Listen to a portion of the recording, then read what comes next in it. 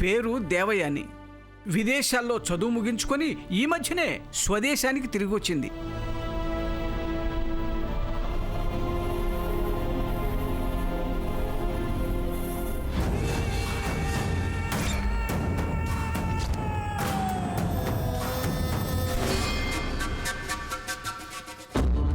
ఈ పిల్లతో పోలిస్తే నా అన్న కూతురు అవంతికే అప్సరసలాగా ఉంటుంది కదక్క. మీరు ఇంట్లో రత్నాన్ని పెట్టుకుని బయట ఈ బండరాళ్ళని వెతకడం ఏమీ బాగాలేదు. శేషమ్మ, బావగారు, ఆశ్రయం ఇచ్చిన వాళ్ళ ఇంట్లో ఆధిపత్యాన్ని కోరుకోవడం అత్యాశ అవుతుంది. ఎవరెక్కడ ఉండాలో అక్కడ ఉండడం నేర్చుకోండి. అది కాదు బావగారు. ముక్త, శేషమ్మని ఆమె బంధువర్గాన్ని బయటికి నెట్టేయండి. క్షమించండి బావగారు. పోనీలేండి, వరసవుతుందని అడిగింది. అడగటంలో తప్పులేదు కదా. ఆశకు కూడా హద్దుండాలి. శాస్త్రి, ఇంకా మంచి సంబంధాలు ఏమీ లేవా? ఎందుకు లేవండి, బోలెడెన్నున్నాయి. ఇది బ్రహ్మాండమైన సంబంధం. వీరి ముత్తాతగారు బ్రిటిషు వారి అమ్మాయిని వివాహం చేసుకున్నారు. వీరి తాతగారు నవాబుల అమ్మాయితో నిఖా చేసుకున్నారు. వీరి తండ్రి గారు ఏమీ తీసుకోలేదు. సౌత్ ఆఫ్రికా అమ్మాయిని వివాహం చేసుకుని ఈ అమ్మాయి తండ్రిని కన్నారు. అమ్మాయి తండ్రి కాస్త పరువు ప్రతిష్టాని పడి చచ్చేవాడు గనుక అన్యకులస్తురాల్ని పెళ్లి చేసుకున్నాడంతే. కోట్ల కొలది ఆస్తికి ఈ అమ్మాయి ఒక్కరితే వారసురాలు. మీరు అంటే శాస్త్రి శాస్త్రి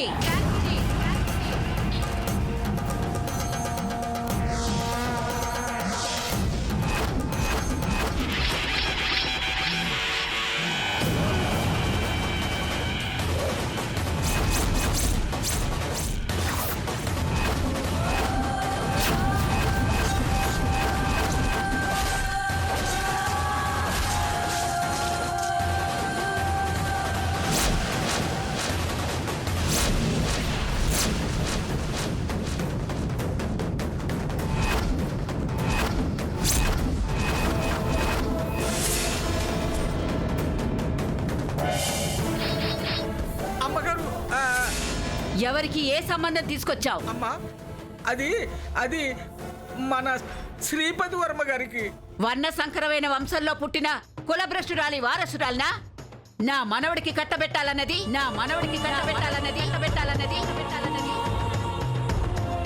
ఏమనుకుంటున్నావు శాస్త్రి మా వంశం గురించి? అటు 7 తరాలు ఇటు 7 తరాలు, ఏ అపశృతి దొర్లని వంశం మాది. ఏ మచ్చ లేని చరిత్ర మాది. ఎన్నో పరగణాలు ఏలిన గజపతి వర్మ 12వ వారసుడిగా పుట్టిన శ్రీపతి వర్మ మా పరువు ప్రతిష్టల్ని, తరతరాల వంశ చరిత్రని నిలబెట్టాలి. మరికొన్ని తరాల దాకా మా పూర్వ వైభవాన్ని చాటి చెప్పాలి.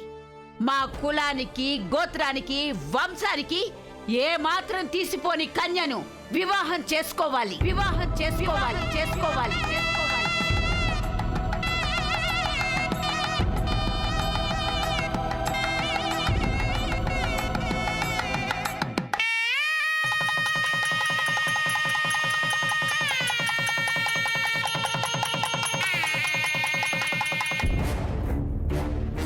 ఇటువంటి కలుషిత రక్త సంబంధాలకు, అపవిత్రమైన బాంధవ్యాలకు ఈ లోగిలిలో తావులేదు. మరొక్క మారు ఇలాంటి ప్రసక్తి తెచ్చినా, సంబంధం తెచ్చినా నేను నిన్ను క్షమించను. జాగ్రత్త. పంచ జారింది, పంచాంగము జారింది. ఇంకోసారి అంత పెద్ద సాహసం చేస్తాడా అత్తయ్య గారు?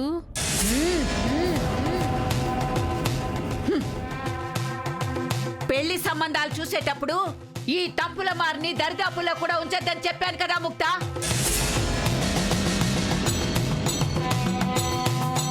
చెప్పాను అత్తయ్య గారు. ఇంకా నువ్వెందుకే ఇక్కడ? పదా.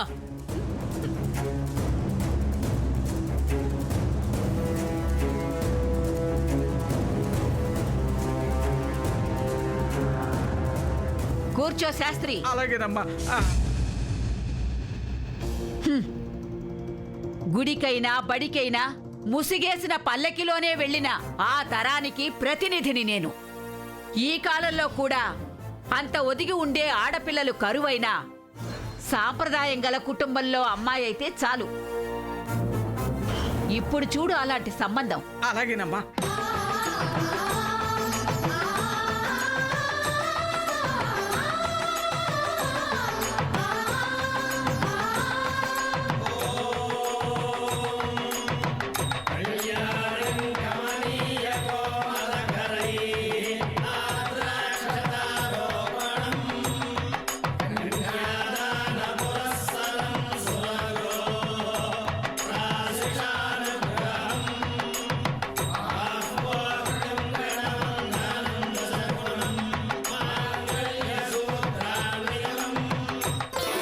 రూపంలో లక్ష్మీదేవిలా, గుణంలో గౌరీదేవిలా, చదువులో సరస్వతీదేవిలా ఉండాలి. అన్నింటినీ మించి మా చంద్రవంశం కీర్తి ప్రతిష్టలు పెంచేదై ఉండాలి. మా సాటివారి ముందు మా ఘనత మరింత పెరిగేలా ఉండాలి. మా ఘనత మరింత పెరిగేలా ఉండాలి. పెరిగేలా ఉండాలి. పెరిగేలా ఉండాలి.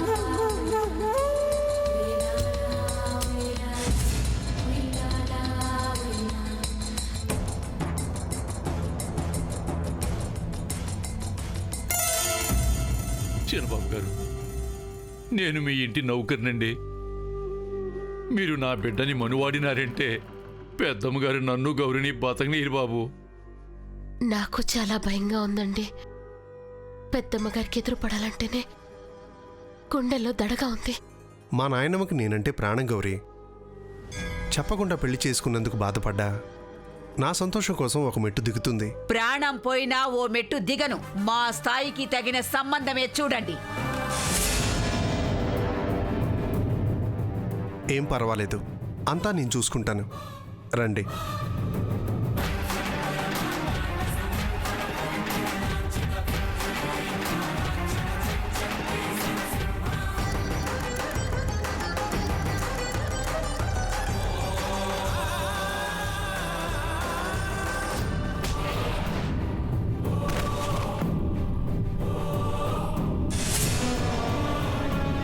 ఇది మా హోదాకు తగిన సంబంధం. నాయనమ్మా,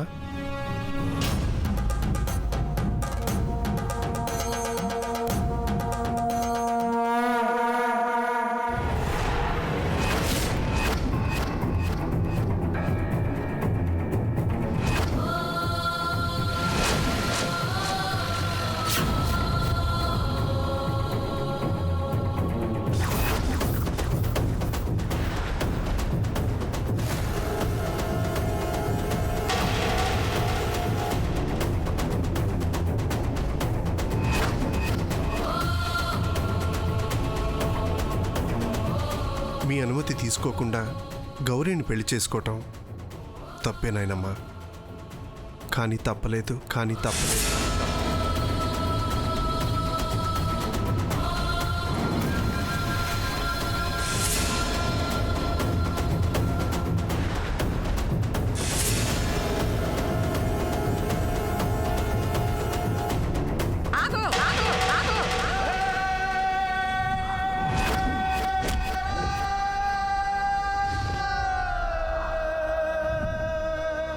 శ్రీపతి, ఎంత ధైర్యం నీకు?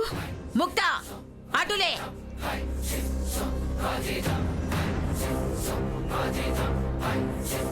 నా ఇంటి ముందు కుక్కలా పడుండి మేం విదిలించే ఎంగిలి మెతుకులు తిని బ్రతికే ఈడి కూతున్నా నువ్వు చేసుకున్నది.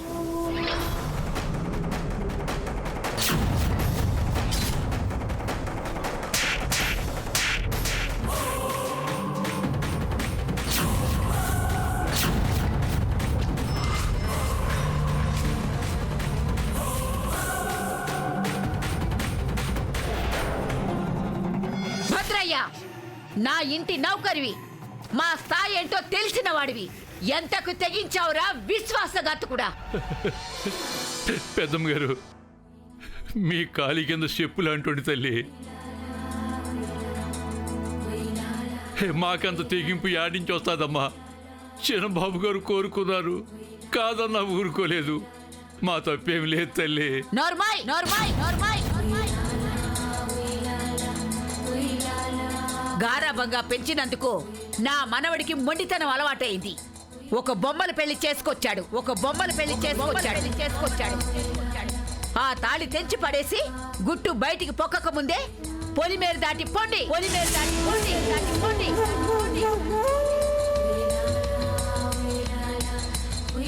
నాయనమ్మా, ఇది అన్యాయం నాయనమ్మా.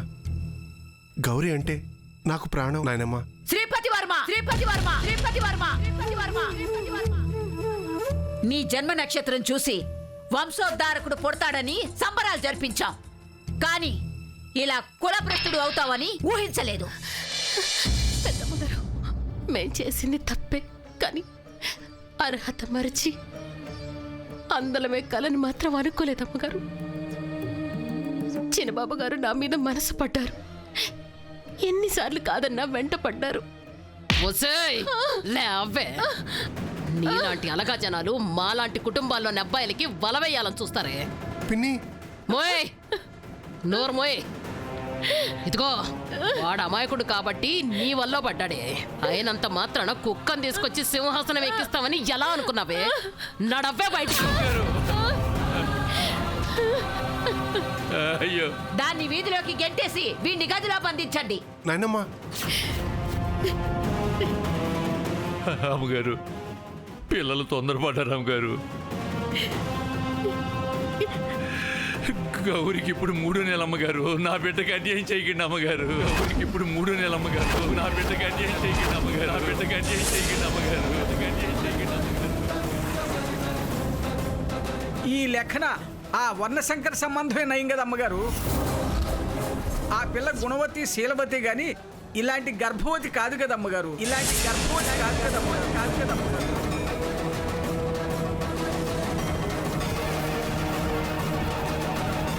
శ్రీపతి,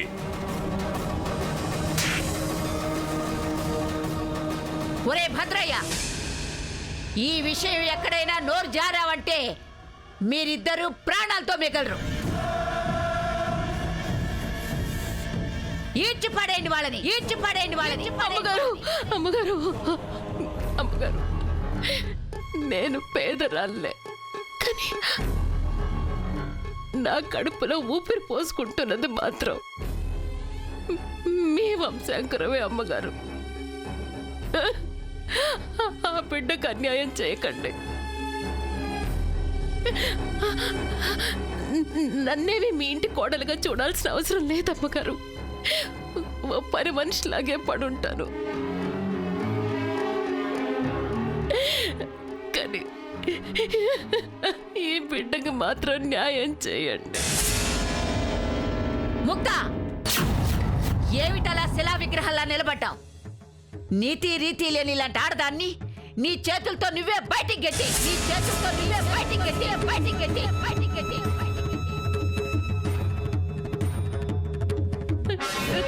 నడు బయటికి. అమ్మా, వెళ్ళి ఇక్కడి నుంచి. గౌరీ, శ్రీపతి, పోద లోపలికి.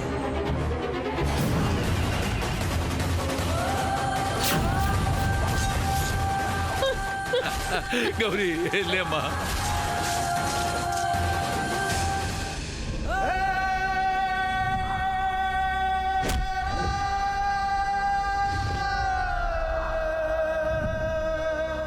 వెళ్ళు.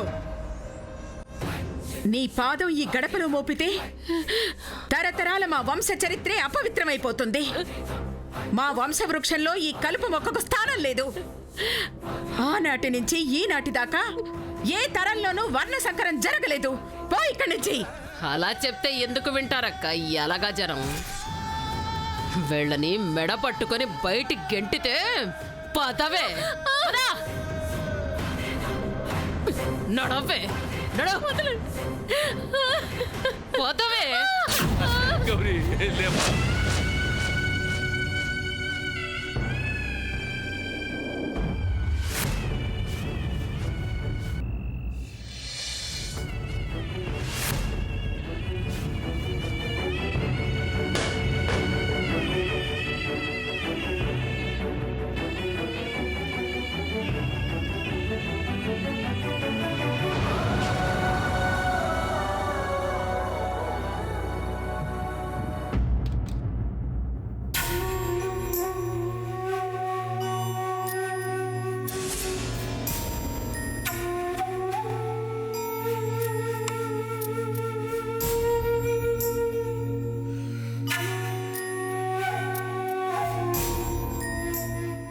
శ్రీపతి,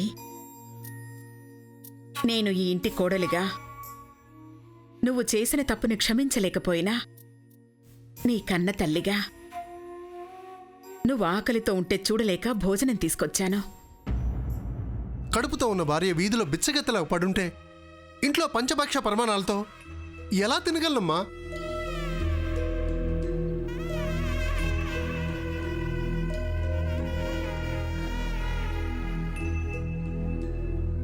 అలాంటప్పుడు ఎందుకింత తొందరపాటు పనిచేశావు?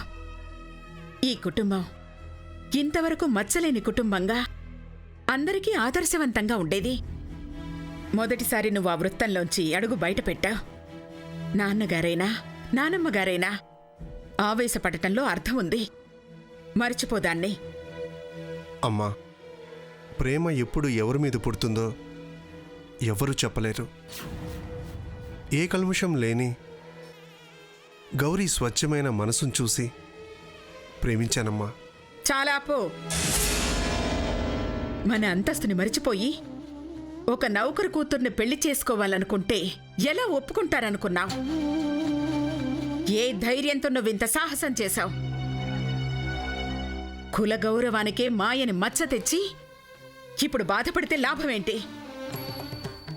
ఆ బిడ్డకు నీకు ఎలాంటి సంబంధమూ లేదు.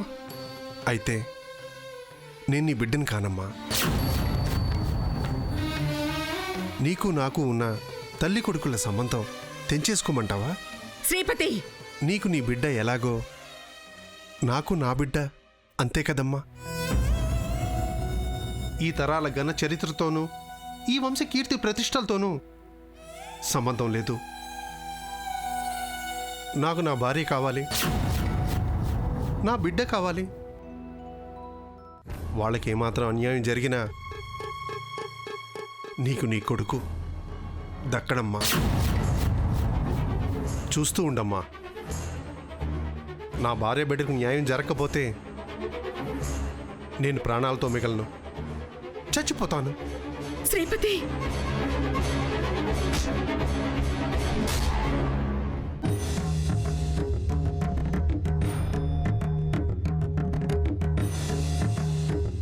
చచ్చిపోతాను చచ్చిపోతాను చచ్చిపోతాను చచ్చిపోతాను.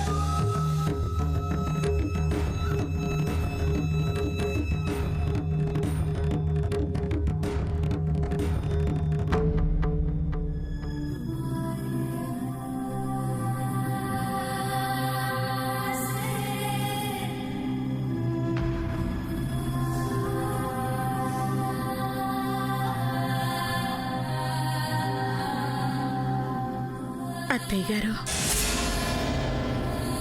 నాకు పుత్రభిక్ష పెట్టమని అడగటానికి వచ్చాను.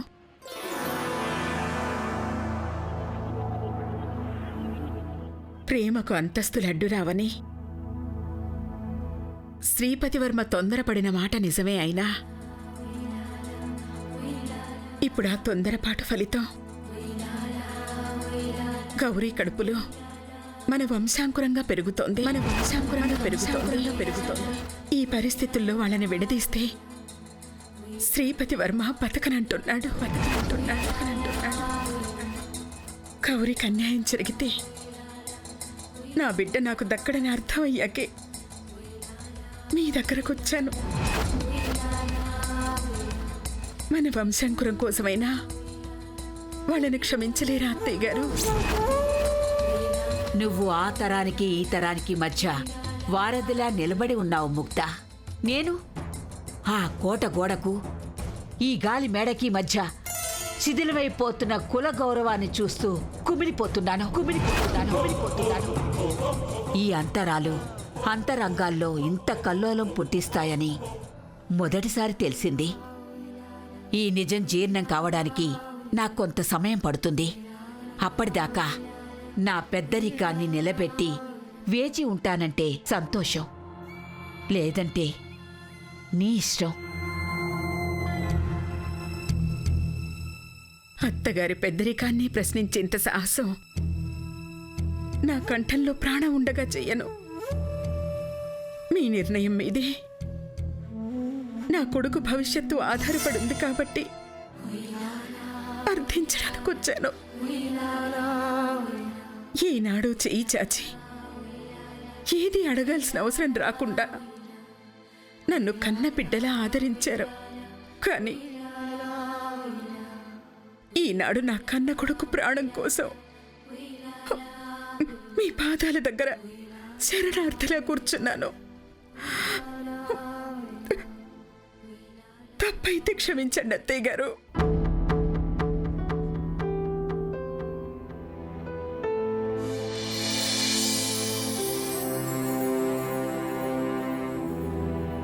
రేపటి వరకు ఎవరిని ఏ నిర్ణయం తీసుకోవద్దని జగపతి వర్మకు నా మాటగా చెప్పు ముక్తా.